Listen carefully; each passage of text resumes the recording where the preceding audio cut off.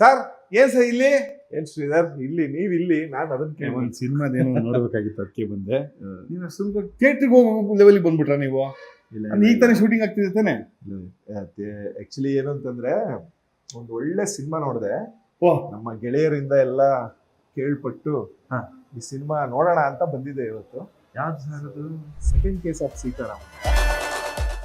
So mind blowing picture. ತುಂಬಾ ಖುಷಿ ಆಯ್ತು. ಸ್ವಲ್ಪ ಮಾತಾಡೋಣ ಬನ್ನಿ ಹಂಗಾರೆ.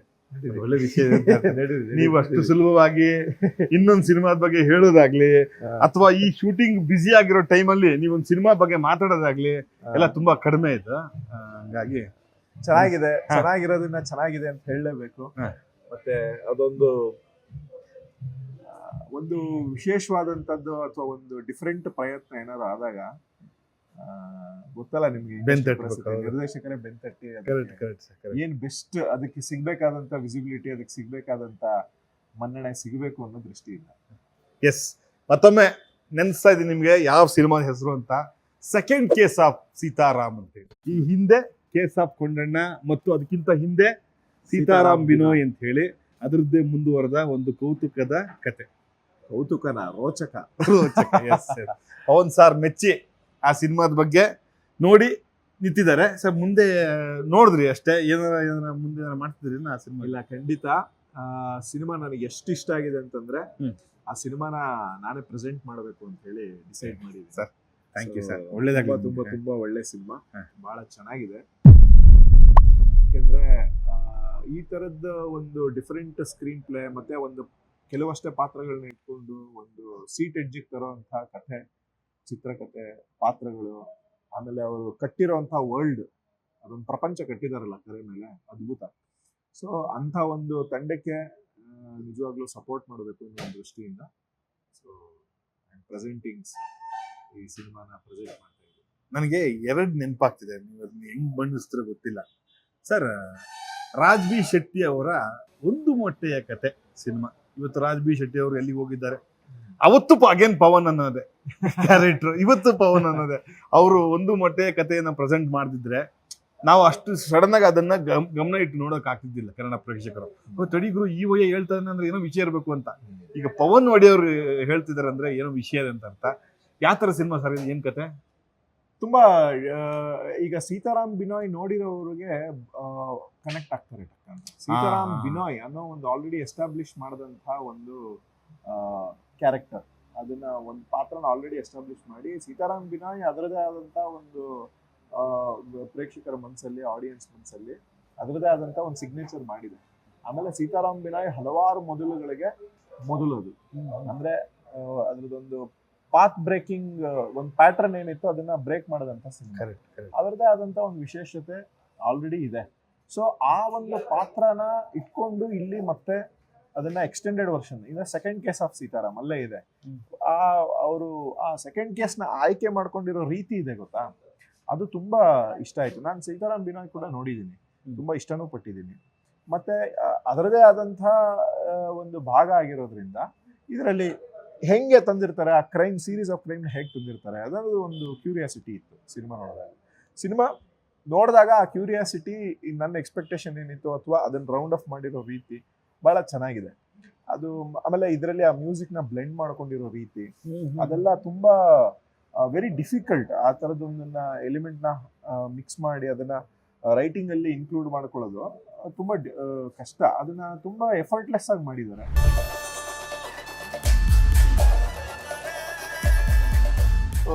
ನಾ ಒಂದು ಜಸ್ಟ್ ಏನೋ ಅದೊಂದು ಬ್ಯಾಕ್ ಗ್ರೌಂಡ್ ಪರ್ಪಸ್ಗೆ ಅಥವಾ ಅದೊಂದು ಏನೋ ಒಂದು ಹಿನ್ನೆಲೆಗೆ ಅಂತ ಯೂಸ್ ಮಾಡಿಕೊಳ್ಳದೆ ಅದನ್ನ ಒಂದು ಕ್ಯಾರೆಕ್ಟರ್ ಮಾಡ್ಕೊಂಡಿರೋದು ತುಂಬಾ ಇಷ್ಟ ಆಯ್ತು. ಈ ತರದ ಇಂಥ ಸಿನಿಮಾಗಳನ್ನ ನಾವು ಯೂಶಲಿ ಹೇಳ್ತೀವಿ, ಮಲಯಾಳಂ ಅಲ್ಲಿ ಅಂತರ ಒಂದು ಕ್ರೈಮ್ ಥ್ರಿಲ್ಲರ್ ಬಂದಿದೆ, ಹಿಂದಿ ಲಿಂಕ್ ಬಂದಿದೆ. ಸೊ ಸೊ ಅದನ್ನ ಅದಕ್ಕೆ ಮೀರಿಸೋ ಅಂತ ಅಥವಾ ಅದಕ್ಕಿಂತ ಒಂದು ಡಿಫ್ರೆಂಟ್ ಒಂದು ಎಫರ್ಟ್ ಹಾಕಿ ಮಾಡಿರುವಂತಹ ಚಿತ್ರ ಇದು second case of Sitaram. So ನನಗೆ ಬಹಳ ಖುಷಿ ಆಯ್ತು, ಇಷ್ಟ ಆಯ್ತು. ಸೊ ಇದನ್ನ ಪ್ರೆಸೆಂಟ್ ಮಾಡೋದಕ್ಕೆ ತುಂಬಾ ಖುಷಿ ಇದೆ. ನಾನು ಕೂಡ ಇದನ್ನೆಲ್ಲ ಜನ ಎಲ್ಲ ಯಾವ ರೀತಿ ಇದನ್ನ ಎಂಜಾಯ್ ಮಾಡ್ತಾರೆ ಅಂತ ನೋಡೋದಕ್ಕೆ ನಾನು ಕೂಡ ಎಕ್ಸೈಟೆಡ್ ಆಗಿ ಕಾಯ್ತಾ ಇದ್ದೀನಿ. ಯಾರೇ ಆಗಲಿ ಒಂದು ಸಿನಿಮಾ ಪ್ರಮೋಷನ್ ಅಥವಾ ಪ್ರಮೋಷನ್ ಎಕ್ಸಿಕ್ಯೂಷನ್ ಇದೆಯಲ್ಲ, ಅದಕ್ಕೊಬ್ಬ ನುರಿತಿರ್ಬೇಕು. ಸರ್ ಒಂದು ಒಳ್ಳೆ ಕೆಲಸ ಮಾಡ್ತಿದ್ದೀರಿ ಸರ್, ಸಿನಿಮಾದಿಂದ ಸಿನಿಮಾಗೋಸ್ಕರ ಅಂತ ಹೇಳ್ಬೋದು. Lovely sir. ಅದ್ರ ಜೊತೆಗೆ ಮತ್ತೊಂದು ಕುತೂಹಲ, ಮೊನ್ನೆ ನಿಮ್ ಸೆಟ್ ಹತ್ರ ಬಂದಿದ್ದೆ ನಾನು, ನಿಮ್ ಫೈಟ್ ಮಾಸ್ಟರ್ನ ಮತ್ತೆ ನಿಮ್ ಡ್ಯಾನ್ಸ್ ಮಾಸ್ಟರ್ನ ಮಾತಾಡ್ಸೋದಕ್ಕೆ. ವಿಪರೀತ ಬಿಸಿ ಇದ್ರಿ ನೀವು, ಈಗ ಸಿಕ್ಕಾಕೊಂಡ್ಬಿಟ್ಟಿದ್ದೀರಾ. ನಿಮ್ ಡ್ರೀಮು ಶಿವಣ್ಣನ ಜೊತೆಗೆ ಒಂದು ಸಿನಿಮಾ ಕೆಲಸ ಮಾಡ್ಬೇಕು ಅನ್ನೋದು, ಒಳ್ಳೆ ಸ್ಟಾರ್ ಕಾಸ್ಟ್ ಇರೋ ಸಿನಿಮಾಗಳು, ಅದ್ರಲ್ಲಿ ದೀಕ್ಷಿತ್ ಬೇರೆ ಇದ್ದಿದ್ದು ನಾನು ಮುಹೂರ್ತ ದಿವಸ ಕಂಡೆ. ಏನ್ ಸರ್ ಎಲ್ಲಿಗೆ ಬಂತು ಸಿನಿಮಾ, ಏನ್ ಮಾಡ್ತಿದ್ದೀರಿ? ಸಿನಿಮಾ ಆಗಿದೆ ಈಗ, ಒಂದು ಫಿನಿಶ್ಡ್ ಫಸ್ಟ್ ಶೆಡ್ಯೂಲ್ ಮುಗಿಸಿದೀವಿ. ಸಿನಿಮಾ ತುಂಬಾ ಚೆನ್ನಾಗಿ ಬರ್ತಾ ಇದೆ. ಶಿವಣ್ಣ ಅವ್ರ ಜೊತೆ ಕೆಲಸ ಮಾಡಬೇಕು ಅಂದ್ಕೊಂಡಿದ್ದು ತುಂಬಾ ನನ್ನ ಎಷ್ಟೋ ವರ್ಷಗಳ ಕನಸು, ಅದು ಇವಾಗ ಈಡೇರ್ತಾ ಇದೆ. ಜೊತೆಗೆ KVN ಪ್ರೊಡಕ್ಷನ್ಸ್ ಅನ್ನೋ ಒಂದು ಬಹಳ ದೊಡ್ಡ ಕಂಪನಿ, ಈಗ ಹೇಳ್ಬೇಕು ಅಂತಂದ್ರೆ ಭಾರತದ ಬಿಗ್ಗೆಸ್ಟ್. ಸೊ ಆ ಸಂಸ್ಥೆ ಜೊತೆ ನಾವು ಕೈ ಜೋಡಿಸ್ತಾ ಇರೋದು ತುಂಬಾ ದೊಡ್ಡ ಹೆಮ್ಮೆ ಇದೆ, ಖುಷಿ ಇದೆ. ತುಂಬಾ ಚೆನ್ನಾಗಿ ಬರ್ತಾ ಇದೆ ಸಿನಿಮಾ. ಅದ್ರ ಬಗ್ಗೆ ಹೆಚ್ಚು ಮಾತಾಡೋದಕ್ಕಿಂತ ಹೆಚ್ಚಾಗಿ ಕೆಲಸ ತೋರ್ಸೋದಕ್ಕೆ ಇಷ್ಟಪಡ್ತೀನಿ. ಸೊ ಅದು ಕೂಡ ಇನ್ನ ನೆಕ್ಸ್ಟ್ ಹಂತದ ಚಿತ್ರೀಕರಣ ಇನ್ನೇನು ಸದ್ಯದಲ್ಲೇ ಶುರು ಆಗ್ತಾ ಇದೆ. ಪ್ರಾಬಬ್ಲಿ ಅರ್ಲಿ ನೆಕ್ಸ್ಟ್ ಇಯರ್ ರಿಲೀಸಿಗೆ ಪ್ಲಾನ್ ಮಾಡ್ತಾ ಇದ್ದೀನಿ. Yes sir. ಸರ್ ಅಗೇನ್ ಮತ್ತೆ ನನಗೀಗ ಹೊಸ ಕ್ವಶನ್ ಬಂದಿದ್ದೇನಪ್ಪ ಅಂದ್ರೆ, KVN ಅನ್ನೋ ಒಂದು ಸಂಸ್ಥೆ ಏನ್ ವಂಡರ್ ಗುರು, ಏನ್ ಗುರು ಸಾಹಸ ಅಂತಲ್ಲ ಅನ್ಸುತ್ತೆ ನನಗೆ. ಸಿನಿಮಾ ಪ್ರೇಮಿ ಆದವನಿಗೆ, ಸಿನಿಮಾ ಜರ್ನಲಿಸ್ಟ್ ಆದವನಿಗೆ, ವಿಜಯ್ ದಳಪತಿ ಅನ್ನೋ ಹೀರೋ ಕಡೆಯ ಸಿನಿಮಾ ಅವರೇ ಮಾಡ್ತಿರೋದು. ನಾವು ಕೇಳಿದ್ವಿ ಓದಿದ್ವಿ ಗೊತ್ತಿಲ್ಲ ಲೆಕ್ಕ 600 ಕೋಟಿ ಹಾಕಿದ್ದಾರೆ ಅಂತ. ರಾಕಿಂಗ್ ಸ್ಟಾರ್ ಯಶ್ ಸಿನಿಮಾ, ಅವರು ಹಾಲಿವುಡ್ ಲೆವೆಲ್ ಒಂದು ಸಿನಿಮಾ ಮಾಡ್ತಾರೆ ಅಂತ ಕೆಲಸ ಮಾಡ್ತಾರಂತೆ. ಅಂತ ಬಿಗ್ ಪ್ರೊಡಕ್ಷನ್, ಬೇರೆ ಸಿನಿಮಾ ನೋಡೋ ರೀತಿ, ಆ ಸಿನಿಮಾ ಅವ್ರಿಗಿರೋ ಪ್ಯಾಷನ್, ಅದ್ರ ಬಗ್ಗೆ ಏನ್ ಹೇಳ್ತೀರಿ? ಅಯ್ಯೋ, ಅದು ತುಂಬಾ ಮೆಸ್ಮರೈಸ್ ಆಗುತ್ತೆ. ಬಿಕಾಸ್ ಸಿನಿಮಾ ಅಂತಂದ್ರೆ ಮ್ಯಾಥಮೆಟಿಕ್ಸ್ ಫಸ್ಟ್. ಯೂಶುವಲಿ ಎಲ್ಲ ನಿರ್ಮಾಪಕರು ಯೋಚನೆ ಮಾಡೋದು ಫಸ್ಟ್ ಮ್ಯಾಥಮೆಟಿಕ್ಸ್. ಬಟ್ ಇಲ್ಲಿ ಅವರು ಕಥೆ ಆಳಕ್ಕೆ ಇಳಿತಾರೆ. ಅಂದ್ರೆ ನನಗನ್ಸೋ ಮಟ್ಟಿಗೆ ಅವರೊಬ್ರು ಸಿನಿಮಾ ಆರಾಧಕ. ಸಿನಿಮಾನ ಎಷ್ಟು ಪ್ರೀತಿಸ್ತಾರೆ ಅಂತಂದ್ರೆ ಅಷ್ಟು ಡೀಟೇಲ್ ಆಗಿ ಅವರು ಕೇಳಿಸ್ತಾರೆ. ಕಥೆನೂ ಅಷ್ಟೇ ಮೈನ್ಯೂಟ್ ಆಗಿ ಅಷ್ಟು ಡೀಟೇಲಿಂಗ್ ಆಗಿ ಬಹಳ ಖುಷಿ ಆಗುತ್ತೆ ನೆರೇಟ್ ಮಾಡೋದಕ್ಕೆ ಅವರಿಗೆ. ಸೊ ಅಷ್ಟು ಎಲ್ಲಾ ಆಯಾಮಗಳಿಂದನೂ ಅವರು ಕಥೆನ ಕೇಳೋದಾಗ್ಬೋದು, ಅಥವಾ ಮ್ಯೂಸಿಕ್ನ ಎಂಜಾಯ್ ಮಾಡೋದಾಗ್ಬೋದು. ಆಮೇಲೆ ಈ ಪಾತ್ರಗಳನ್ನ ಹೆಂಗ್ ಮಾಡಿದ್ರೆ ಅವ್ರು ಕೊಡೋಂಥ ಇನ್ಪುಟ್ಸ್, ಸಜೆಷನ್ಸ್ಗಳು. ಸೊ ಅದು ಅಪ್ಪಟ ಸಿನಿಮಾ ಪ್ರೇಮಿ ಆಗಿದ್ರೆ ಮಾತ್ರ ಇವತ್ತು ಭಾರತದ ನಂಬರ್ 1 ನಿರ್ಮಾಪಕ ಆಗೋದಕ್ಕೆ ಸಾಧ್ಯ. ಇವತ್ತು KVN ಪ್ರೊಡಕ್ಷನ್ಸ್ ಅಂದ್ರೆ ಇಡೀ ಸಾವಿರಾರು ಕೋಟಿ ಬಂಡವಾಳ ಬರೀ ಚಿತ್ರರಂಗದ ಮೇಲೆ ಹಾಕಿರುವಂತಹ ಬಹಳ ಇಂಡಿಯಾದ ದೊಡ್ಡ ಸಂಸ್ಥೆ ಅನ್ನೋದಕ್ಕಿಂತ ಒನ್ ಅಂಡ್ ಓನ್ಲಿ ಸಂಸ್ಥೆ. ಅಷ್ಟು ಇನ್ವೆಸ್ಟ್ಮೆಂಟ್ ಮಾಡಿ ಚಿತ್ರರಂಗದಲ್ಲೇ ಅಷ್ಟು ಸಾವಿರಾರು ಜನ ಕಾರ್ಮಿಕರಿಗೆ, ಸಾವಿರಾರು ಜನ ಲೇಖಕರಿಗೆ, ಸಾವಿರಾರು ಜನ ಆರ್ಟಿಸ್ಟ್ಗಳಿಗೆ, ಟೆಕ್ನಿಷಿಯನ್ಸ್ಗೆ ಒಂದು ಕೆಲಸ ಕೊಟ್ಟಿದ್ದಾರೆ. ಮತ್ತೆ ಅಷ್ಟೇ ಪ್ರೀತಿಯಿಂದ ಸಿನಿಮಾಗಳನ್ನು ಮಾಡ್ತಿದ್ದಾರೆ. ಬಹುಶಃ ಅವರು ಮುಂದಿನ ದಿನಗಳಲ್ಲಿ ಮಾಡುವಂತ ಸಾಧನೆ ಬಹುಶಃ ಇಡೀ ಜಗತ್ತು ತಿರುಗಿ ನೋಡುವಂತ ಸಾಧನೆಗಳನ್ನ KVN ಪ್ರೊಡಕ್ಷನ್ಸ್ ಖಂಡಿತ ಎಫರ್ಟ್ಲೆಸ್ ಆಗಿ ಮಾಡ್ತಾರೆ ಅಂತ ಹೇಳೋದಕ್ಕೆ ಇಷ್ಟಪಡ್ತೀನಿ. ವೆಂಕಟ್ ಸರ್ನ ನಾನು ತುಂಬಾ ಸಲ ನೋಡಿದ್ವಿ. ನಿಮ್ಮ ಮುಹೂರ್ತ ದಿವಸ ನಾನು ನೋಡಿದೆ, ನೀವು ಹೇಳ್ತಾರ ರೀತಿ, ಅವ್ರಿಗಿರೋ ಸಿನಿಮಾ ಪ್ರೀತಿ.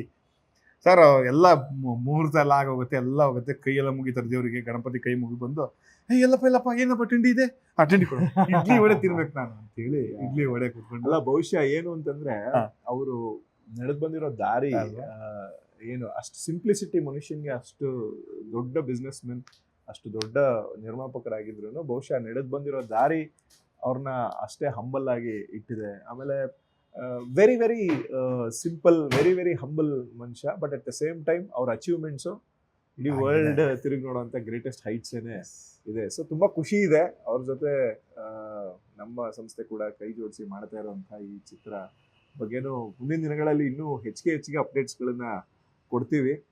ವೆರಿ ಶಾರ್ಟ್ಲಿ ನಮ್ಮ ಚಿತ್ರದ ಒಂದಷ್ಟು ದೃಶ್ಯಗಳಾಗ್ಬೋದು ಅಥವಾ ಏನೋ ಒಂದಷ್ಟು ಮಾಹಿತಿಗಳನ್ನು ಕೂಡ ಹಂಚ್ಕೋತೀವಿ. Looking forward for the. ಒಳ್ಳೆ ಕೆಲಸ ಮಾಡ್ತಿದ್ದೀರಾ, ಹೊಸಬರಿಗೆ ಒಳ್ಳೆ ಪ್ರೋತ್ಸಾಹ ಮಾಡ್ತಿದ್ದೀರಾ, ಒಳ್ಳೇದಾಗ್ಲಿ ಸರ್ ನಿಮಗೆ. ಹೊಸಬ್ರು, ಹೊಸ ಯುವ ಪ್ರತಿಭೆಗಳು, ಒಂದು ಡಿಫರೆಂಟ್ ಯುನೀಕ್ ಟ್ಯಾಲೆಂಟ್, ಕಷ್ಟಪಡೋ ಟ್ಯಾಲೆಂಟು, ಶ್ರದ್ಧೆಯಿಂದ ಮಾಡೋ ಟ್ಯಾಲೆಂಟ್ ಯಾರೇ ಇದ್ರೂ ಖಂಡಿತ ಅದನ್ನ ಅವರ ಲಿಮಿಟೇಷನ್ಸ್ ಅಲ್ಲಿ ಸಿಗೋ ಅಂತ ಸಪೋರ್ಟ್ ಯಾವಾಗ್ಲೂ ಮಾಡಬೇಕು ಅನ್ನೋದನ್ನ ನಾನು ಕಳಕಳೆಯಿಂದ ಮನವಿ ಮಾಡ್ಕೋತೀನಿ ಎಲ್ಲರಿಗೂ. ನೆನಪಾಗತ್ ಬಿಡಿ.